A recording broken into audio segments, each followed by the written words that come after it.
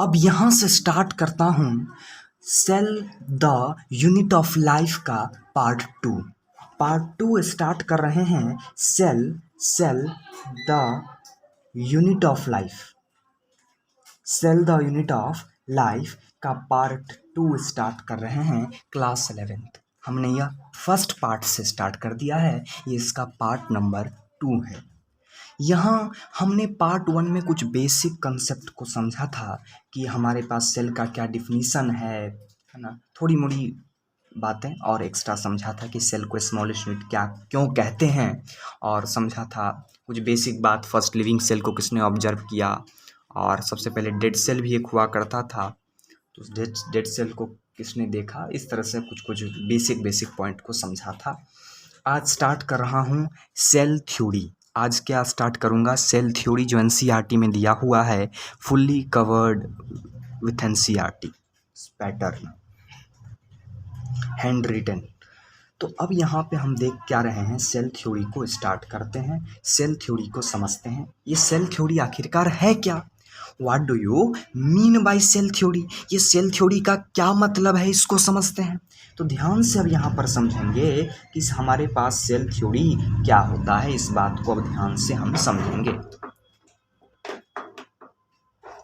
Cell theory क्या होता है इसको ध्यान से समझेंगे।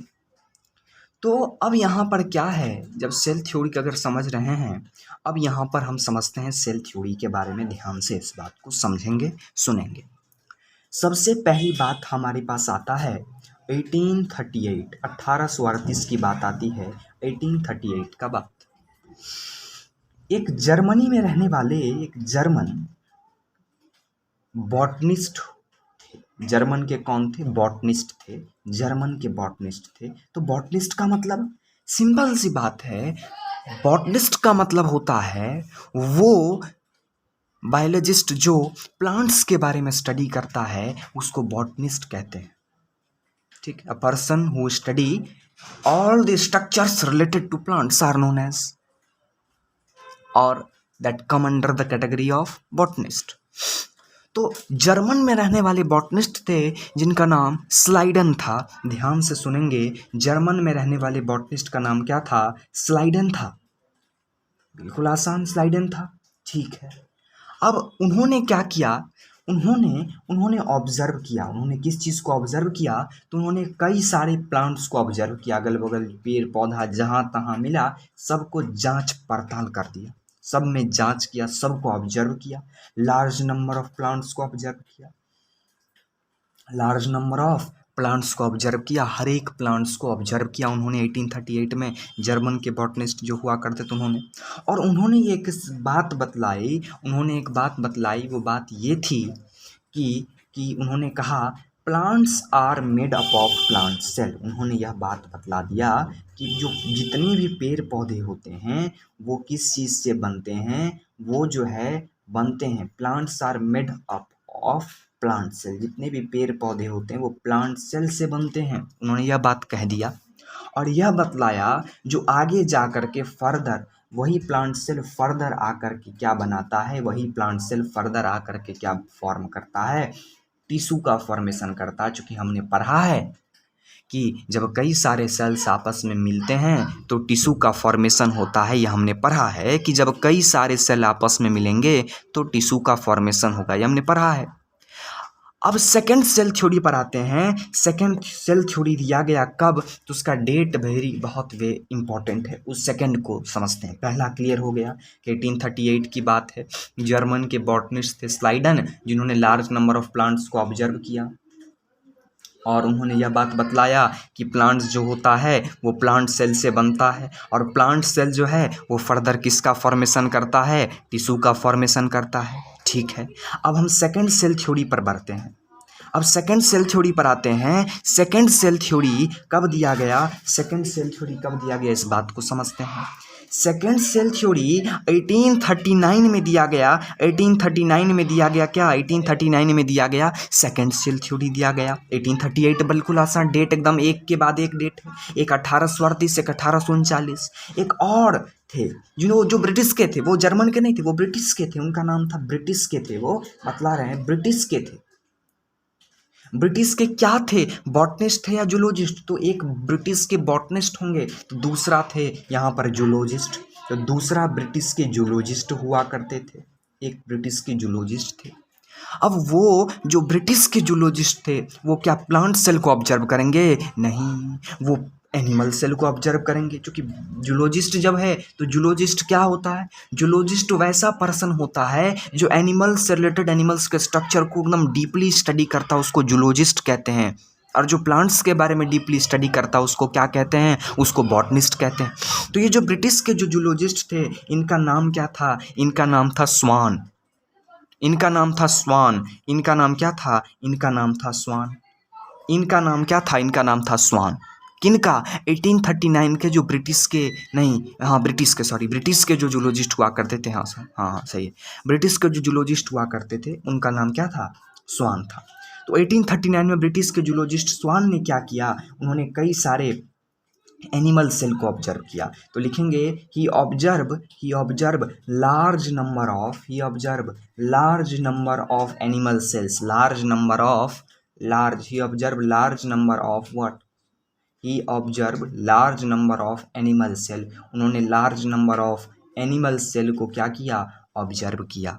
कौन? ब्रिटिश के जो जूलॉजिस्ट थे जिनका नाम स्वाम था, उन्होंने कई वैरायटी ऑफ एनिमल सेल को देख करके ऑब्जर्व किया, और उन्होंने यह बात बतलाया, और उन्होंने यह बात प्रपोज किया, उन्होंने यह बात प्रपोज्ड किया, उन्होंने यह बात बतलाया। क्या बतलाया? उन्होंने यह बतलाया कि जितने भी सेल होते हैं उनके बाहर एक आउटर लेयर होता है। उन्होंने क्या बतलाया? एक बात बतलाया कि जितने भी सेल होते हैं, एनिमल सेल के बारे में स्पेशली कहा, फिर बाद में देखते हैं क्या प्लांट सेल के बारे में कुछ कहा या नहीं कहा, स्पेशली पहले एनिमल के बारे में बात करें।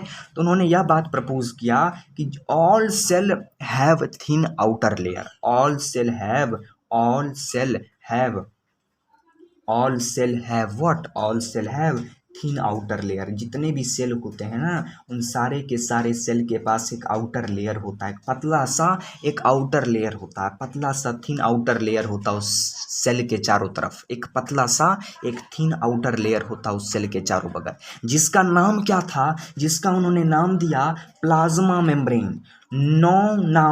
नाउ मतलब अभी, now known as plasma membrane, now जिसे हम लोग अभी क्या कहते हैं? जिसे हम लोग अभी प्लाज्मा मेम्ब्रेन कहते हैं। Now which is known as plasma membrane, जिसको हम लोग अभी क्या कहते हैं? Now known as plasma membrane. उसका नाम उन्होंने क्या रखा? प्लाज्मा मेम्ब्रेन रखा। Which is now known as, आज के डेट में उसे क्या कहते हैं? प्लाज्मा मेम्ब्रेन कहते हैं। पहले था एक आउटर लेयर है, लेकिन अब उसका नाम क्या है? प्लाज्मा मेम्ब्रेन है। ये क्लियर हो गया।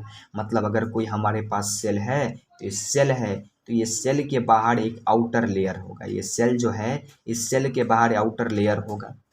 इस आउटर लेयर को क्या कहा गया? प्लाज्मा मेम्ब्रेन कहा गया। ठीक है। अब एक ये इंटरेस्टिंग फैक्ट यहाँ पर ये आ जाता है, कहने के लिए तो ये ब्रिटिश के जूलॉजिस्ट थे, मतलब इनको सिर्फ और सिर्फ एनिमल के बारे में जानकारी थी, ऐसी बात नहीं है यार।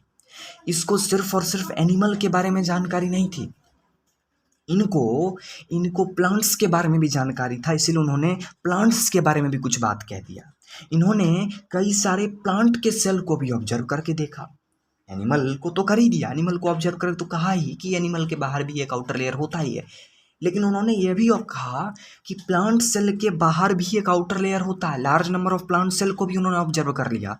इतना तक उनमें नॉलेज था जूलॉजिस्ट होने के बावजूद कि भी उन्होंने large number of plant cell को ऑब्जर्व किया। ये भी बात यहाँ पर जानने वाली है। He also observe large number of plant cell, उन्होंने कई सारे प्लांट सेल को भी ऑब्जर्व किया।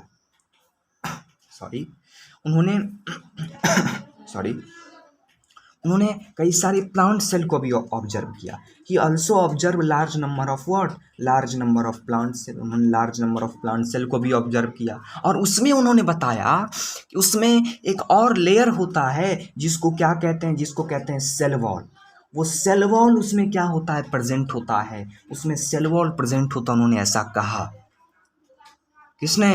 वो जो स्वान थे, जब उन्होंने कई सारे प्लांट सेल को ऑब्जर्व किए तो वो बतलाए क्या कि कई सारे प्लांट सेल के बाहर एक लेयर होता है जिसको क्या कहते हैं? सेल वॉल कहते हैं। क्या कहते हैं? Cell wall. ठीक है, उसको क्या कहते हैं, सेल वॉल। ये किसके रिगार्डिंग, प्लांट सेल के रिगार्डिंग उन्होंने बतलाया। ठीक है, ये यहाँ तक तो उन्होंने बतला दिया, बिल्कुल आसान सा बात है, यहाँ तक उन्होंने बतलाया। और उसके बाद स्वान ने एक स्टेटमेंट तक दिया, स्वान ने एक स्टेटमेंट तक दिया। स्टेटमेंट ये दिया कि स्वान ने जो है, स्वान ने क्या बतलाया, स्वान ने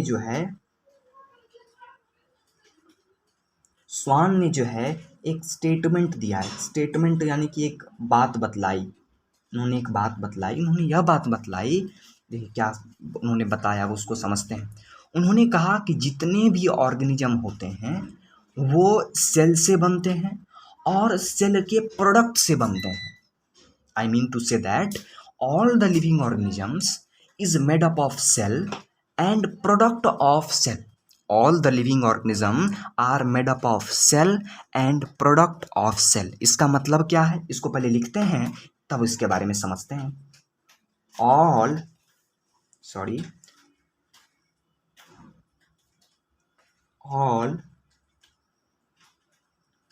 living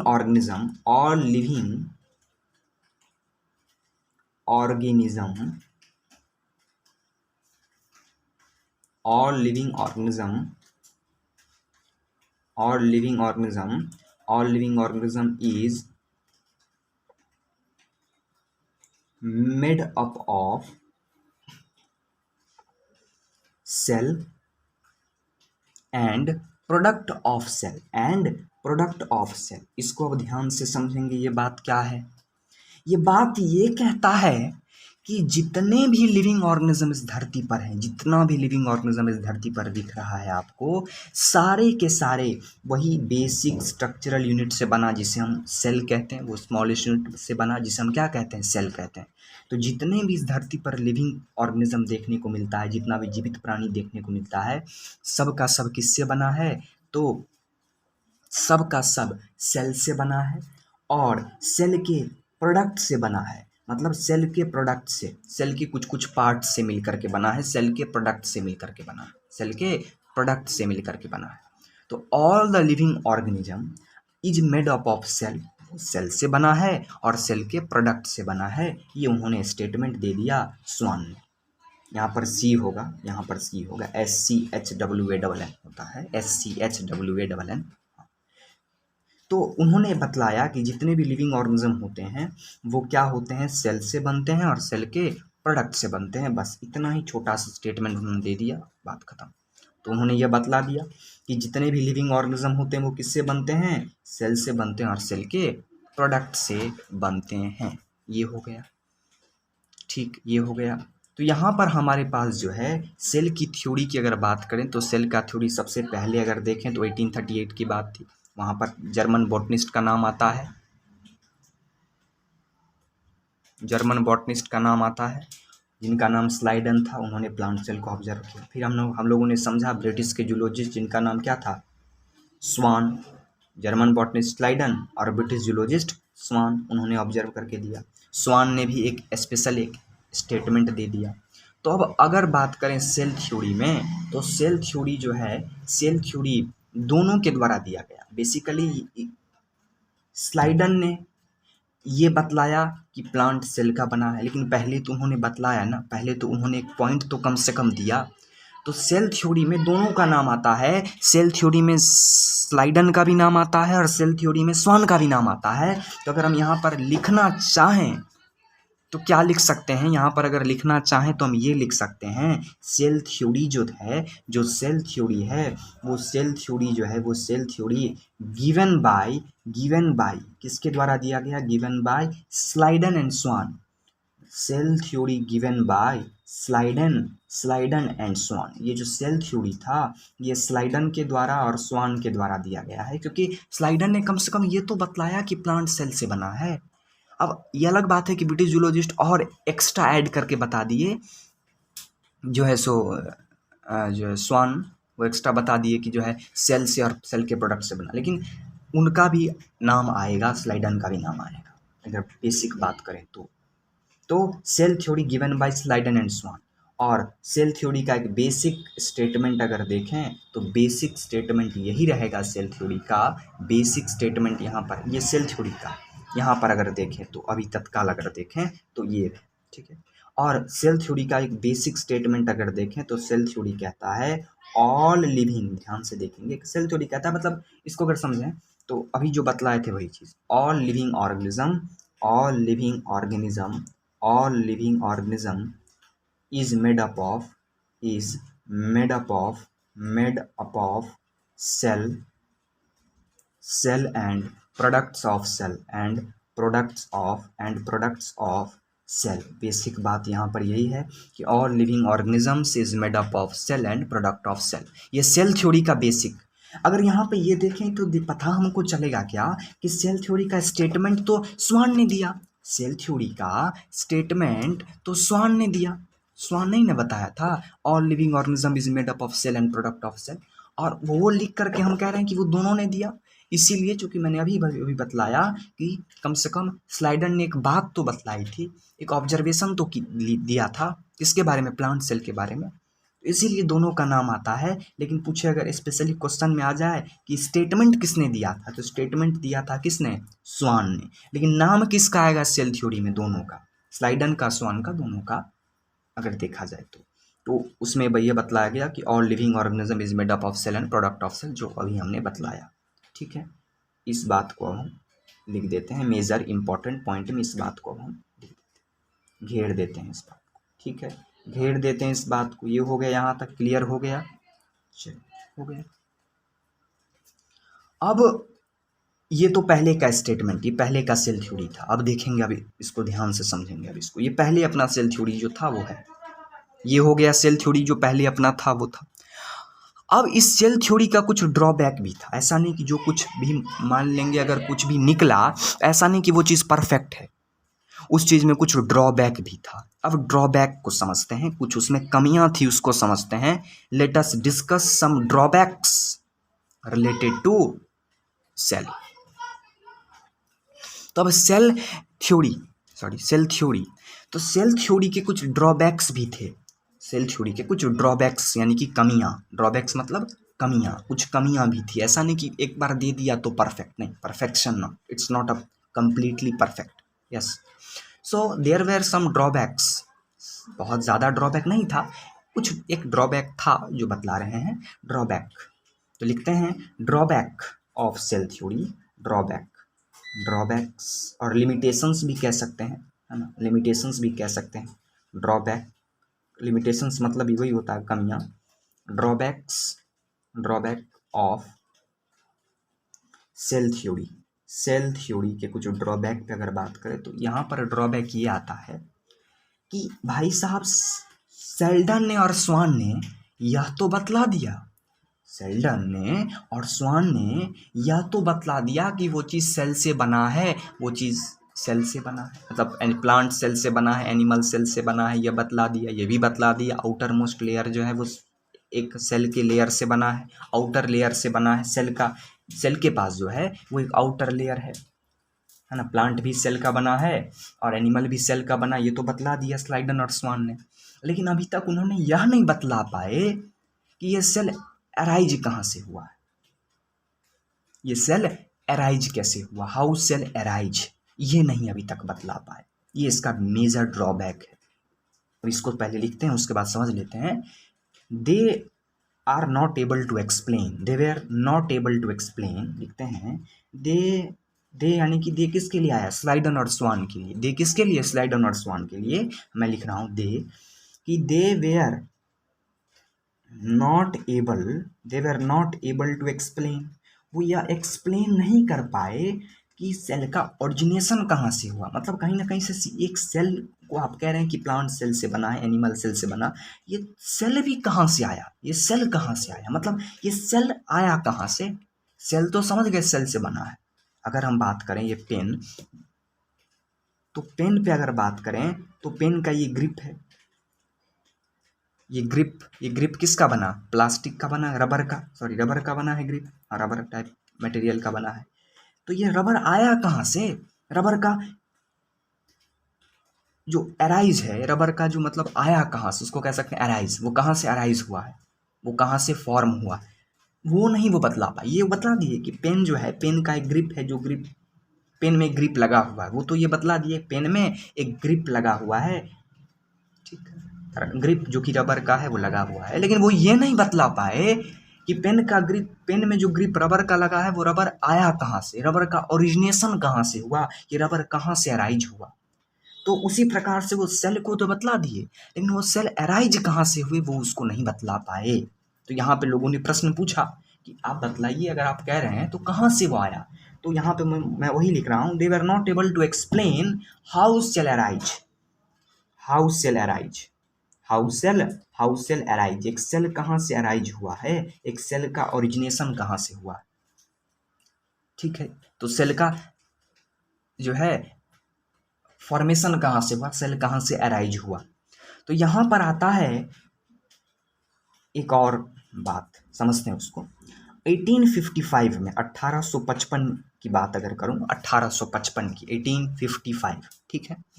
1855 में सेल थ्योरी जो कि पहले दिया गया, जो अभी मैंने समझा, अभी इसको मैंने घेर दिया, मैंने वही कहा उसमें कुछ ड्रॉबैक्स थी।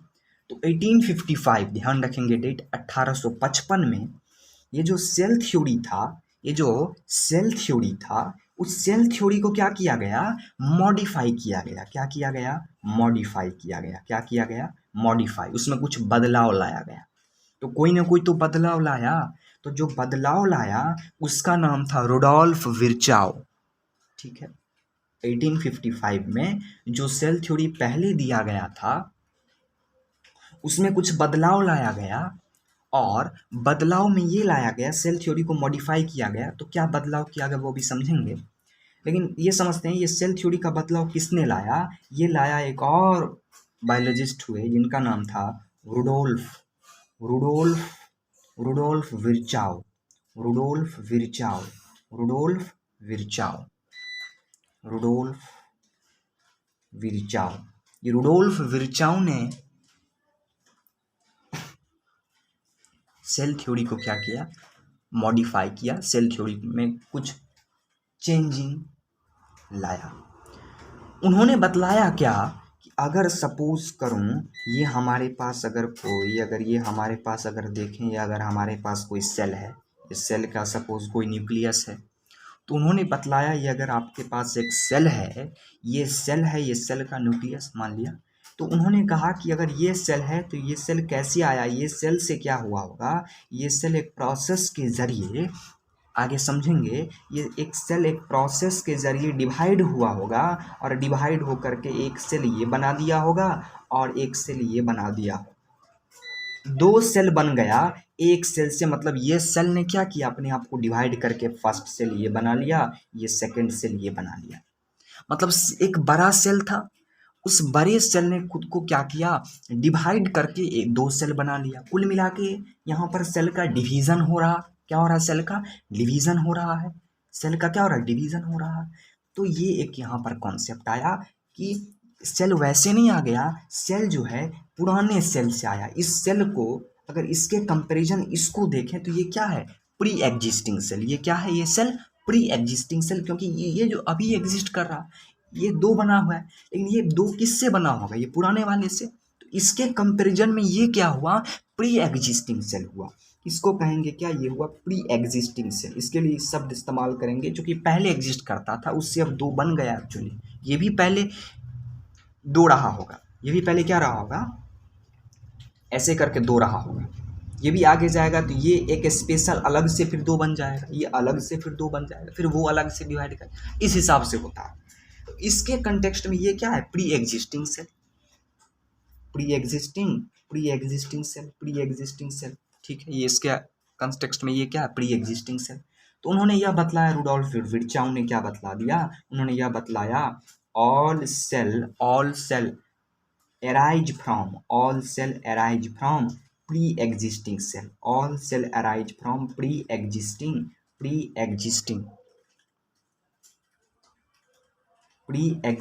cell, all cell arise from pre-existing cell। मतलब जितना भी सेल इस धरती पर आया वो किसी न किसी एक पुराने सेल से आया होगा। ऐसा नहीं कि वो अपने मने आ गया, अपने मने नहीं आया, वो किसी न किसी पुराने सेल से आया होगा। यह बात किसने बतलाया, यह बात रुडोल्फ विर्चाव ने बतलाया 1855 में। सेल थ्योरी जो पहले यहाँ पर हमने देखा, इसको मॉडिफाई करते हुए, इसको क्या करते हुए, इसको मॉडिफाई करते हुए बतला दिया उन्होंने कि जितने भी सेल हैं वो प्री एग्जिस्टिंग सेल से आए हैं, पुराने सेल से आए हैं, खुद ब खुद नहीं आ गया। ठीक है, ये हो गया। और इसी के कंटेक्स्ट में एक वर्ड निकाला गया, एक वर्ड, इसी को दूसरे कंट्री के लैंग्वेज में क्या कहा जाता है, कहा जाता है ओमनिस, इसको कहा जाता है ओमनिस सेलुला। इसको क्या कहते हैं, omnis, omnis, O am sorry omnis, omnis सेलुला, omnis सेलुला E सेलुला, omnis सेलुला E सेलुले, सेलुला, omnis सेलुला ई सेलुला। तो इसी प्री एग्जिस्टिंग सेल को क्या कहा जाता है, यही जो वर्ड मैंने लिखा, all cell arise from pre existing cell, इसी को जिस कंट्री के रुडोल्फ विर्चॉउ थे उसी कंट्री में इसको उन्होंने इस लैंग्वेज में कहा, क्या कहा, उन्होंने कहा ओमनिस सेलुला ई सेलुला। एनसीईआरटी में दिया हुआ है यही, और इसका मतलब यही है जो मैंने अभी यहाँ बतलाया, इसका ही मतलब ये है all cell arise from pre existing cell, इसी को कहा गया है ओमनिस सेलुला ई सेलुला। ओमनिस सेलुला ई सेलुला का क्या मतलब, ओमनिस सेलुला ई सेलुला का मतलब all cell arise from pre existing cell which were described by told by Rudolf Virchow. Rudolf Virchow ने ऐसी बात कही। ठीक है, अब यहाँ तक हमारे पास सेल थ्योरी कंप्लीट हो गया। सेल थ्योरी में मॉडिफिकेशन सब जो करना था हो गया। लास्ट में हमारे पास अभी करंट टाइम में जो हम यूज़ करते हैं, जो सेल थ्योरी अगर कोई पूछे, तो जो अभी का करंट टाइम में अगर कोई पूछे तो एक मॉडिफाइड सेल थ्योरी हमें बतलाना है। तो मॉडिफाइड सेल थ्योरी बस दो है, उस मॉडिफाइड सेल थ्योरी को लिख देते हैं। करंट में अगर पूछा जाए तो फाइनल, अगर बात करें एकदम लास्ट, इसके आगे अब कोई चेंज नहीं होगा। फाइनल अगर सेल मॉडिफाइड करके, पूरा एकदम मॉडिफाई करके, पूरा प्योर करके एक फाइनल मॉडिफाइड सेल थ्योरी दिया गया। एक फाइनल, इसको लिखते हैं एक फाइनल, एक फाइनल, एक फाइनल मॉडिफाई, एक फाइनल मॉडिफाई करके सेल थ्योरी को दिया गया, सेल थ्योरी को दिया गया, फाइनल मॉडिफाई करके सेल थ्योरी को दिया गया। पहला सेल थ्योरी यहाँ पर आता है, इसको क्या है समझते हैं। Modify, final modify cell theory का मतलब अब इसके आगे कोई चेंज नहीं होगा इसमें, ये एकदम लास्ट परफेक्ट करके दो सेल थ्योरी दिया गया, वो बिल्कुल परफेक्ट है, उसको दिया गया एकदम मॉडिफाई करके, पूरा परफेक्ट करके फाइनल निकाला गया मॉडिफाइड सेल थ्योरी। उसमें दो सेल थ्योरी आता है। सबसे पहला वही, all living organism is made up of cell and its product. all living organism is made up of cell and its product। ये पहला सेल थ्योरी है कि जितने भी लिविंग ऑर्गेनिज्म, जो कि मैंने भी बतलाया, वो सेल से बने हैं और सेल के प्रोडक्ट से बने हैं। और दूसरा हमारे पास यहाँ पर लिखते हैं छोटा सा, दूसरा हमारे पास है, हमारे पास क्या, all cell arises from pre existing cell. All cell दिख रहा होगा, all cell arise from, all cell arise from या arises from pre existing cell. मतलब जितने भी सेल हैं वो सेल कहाँ से उत्पन्न हुआ है, एक पुराने सेल से उत्पन्न हुआ है, जिस कॉन्सेप्ट को अभी हमने यहाँ पर समझा था। इसी बात को ये अगर पूछा जाए तो फाइनल मॉडिफाइड सेल थ्योरी दो है, पहला all living organism is made up of cell and its product, और दूसरा all cell arises from pre existing cell. यहाँ तक हमारा सेल थ्योरी कंप्लीट होता है। ये final modified cell theory is being completed. Thank you.